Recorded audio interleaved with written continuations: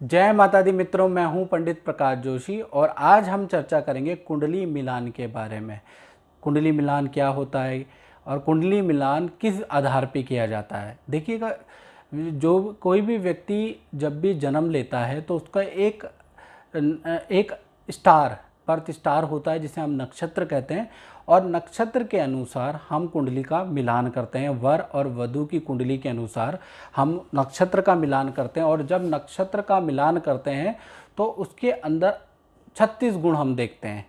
और 36 गुण क्या बताते हैं, क्या आकलन करते हैं, इसके बारे में चर्चा करते हैं। जब भी आप कुंडली को मिलान करते हैं तो उसके अंदर बताया जाता है कि वर वधू की कुंडली में 18 गुण मिल रहे हैं, 25 गुण मिल रहे हैं, 36 गुण मिल रहे हैं या 2 गुण मिल रहे हैं, ऐसा कुछ आप लोगों को ज्ञात होगा। अब ये क्या प्रोसीजर है, ये किस तरह से देखा जाता है, इस बारे में आज हम चर्चा कर लेते हैं। सर्वप्रथम जब हम कुंडली मिलाते हैं तो नक्षत्र के हिसाब से हम इसकी आकलन करते हैं।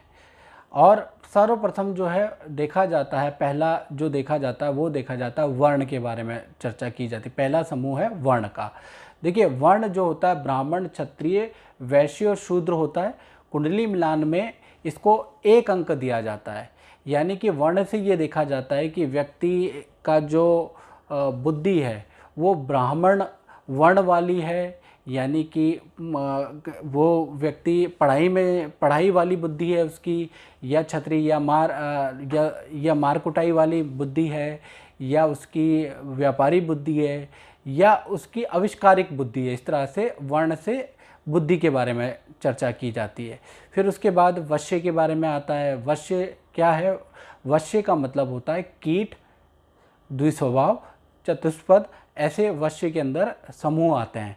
इसको 2 अंक प्राप्त होता है। इससे मनुष्य का स्वभाव का आकलन किया जाता है कि वर और वधू का क्या स्वभाव रहेगा। कीट का मतलब, अगर किसी का वश्य कीट हो जाता है तो कीट का मतलब हो गया हवा में उड़ने वाला, यानी कि ऐसे व्यक्ति का स्वभाव हवा में होगा। द्विपद को अच्छा माना जाता है। द्विपद का मतलब कि उसके अंदर ठहराव है। चतुष्पद का मतलब ये हो गया कि उसके अंदर वो जरूरत से ज़्यादा लेजी है। तो इस प्रकार से वर और कन्या के अंदर वश्य देखा जाता है। तीसरी जो इसके अंदर ग्रुप होता है, वो होता है, समूह होता है, वो होता है तारा। तारा से हम देखते हैं कि वर और पुरुष दोनों कितने ज़्यादा लकी हैं। यदि मान लीजिए वर लकी है और कन्या लकी नहीं है तो भी चलेगा, या कन्या लकी है वर लकी नहीं है तो भी चलेगा। और खासकर हम इससे ये देखते हैं कि भाग्य कितना काम कर रहा है वर और पुरुष का। इसको हम 3 अंक देते हैं। उसके बाद आता है चौथे समूह की बारी, वो होता है योनि। योनि का मतलब वानर योनि, सिंह योनि, गो योनि या मनुष्य योनि, इस तरह की योनियाँ इसमें पाई जाती है। उसको 4 अंक प्राप्त होता है। वो बताता है कि व्यक्ति की आदतें कैसी है। वानर की तरह आदतें हैं, या शेर की तरह आदतें हैं, या गौ की तरह आदतें हैं, या चूहे की तरह आदतें हैं। इस तरह से देखा जाता है कि वो व्यक्ति की वानर मतलब समूह में रहेगा, सिंह मतलब अकेला रहेगा, गौ का मतलब शांति तरीके से रहेगा, और मूषक का मतलब ये हो गया उत्पात मचाने वाला रहेगा। तो ये चीज़ें देखी जाती हैं।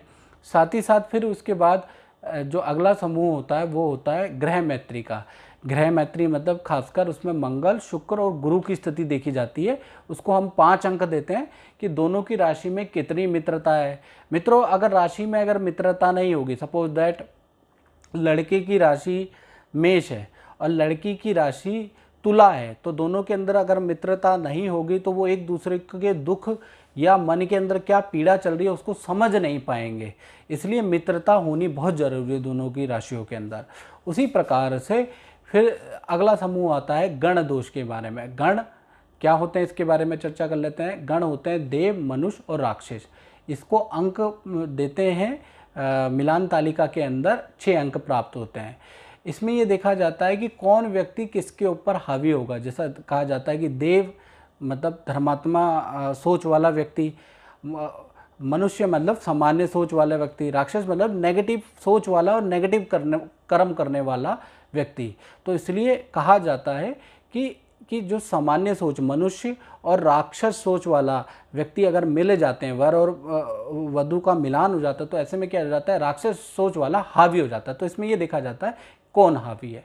इसी प्रकार से बकुट दोष होता है। ये देखा जाता है कि एक की वर की राशि से या कन्या की राशि से कहीं दूसरे की राशि 6, 8, 12 में तो नहीं गई हुई, यानी कि शत्रु तो नहीं है।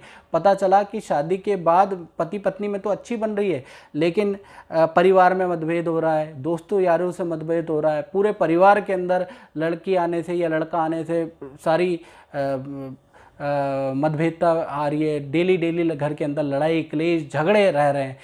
तो ऐसा आपने आजकल के युग में देखा ही होगा, वो भुकुट दोष के कारण होता है, जिस कारण से पति पत्नी के अलावा क्या होता है, परिवार के सदस्यों के बारे में भी देखा जाता है। अगर भुकुट दोष में 6, 8, 12 आ जाता है तो यानी कि उस लड़की की, उस कन्या की या उस पुरुष की आपके परिवार से नहीं बनने वाली है, तो ये देखा जाता है। अब नाड़ी दोष की बात कर लेते हैं।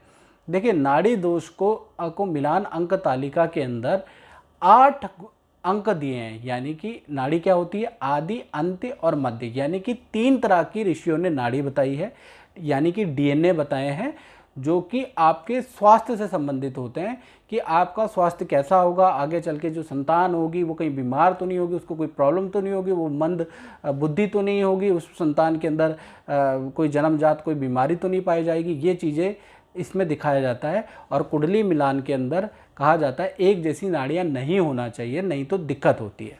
तो इन सबको मिला के देखा जाए तो सारणी को मिला के 36 गुण प्राप्त होते हैं।